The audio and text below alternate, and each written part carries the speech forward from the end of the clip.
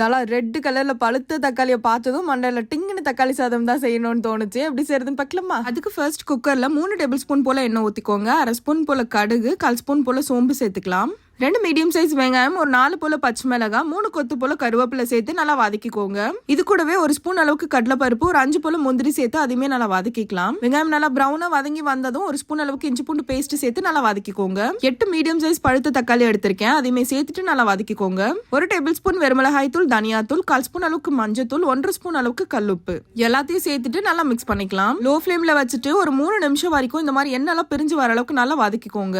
2 class அளவுக்கு வீட்டு அரிசி எடுத்திருக்கேன், அதுக்கு 4 கிளாஸ் அளவுக்கு தண்ணி ஊத்திக்கலாம். நல்லா கொதிச்சு வரும்போது நம்ம அரிசி சேர்த்துக்கலாம். உப்பு கரெக்டா இருக்கான்னு செக் பண்ணிட்டு 1 டேபிள் ஸ்பூன் அளவுக்கு நெய் சேர்த்துக்கோங்க. குக்கர் க்ளோஸ் பண்ணிட்டு 2 விசில் வந்துட்டு பிரஷர் ஃபுல்லா போனதும் ஓபன் பண்ணிக்கோங்க. இப்ப நல்லா மிக்ஸ் பண்ணிட்டே இருக்கீங்கன்னா ஒரு சூப்பரான சிம்பிளான தக்காளி சாதம் ரெடி. கூட நல்லா காரசாரமான கெட்டி சட்னி வச்சு சாப்பிட்டீங்கன்னா அவ்வளவு சூப்பரா இருக்கும். கண்டிப்பா ட்ரை பண்ணுங்க. மறக்காம நம்ம பேஜ் ஃபாலோ பண்ணிக்கோங்க. பை.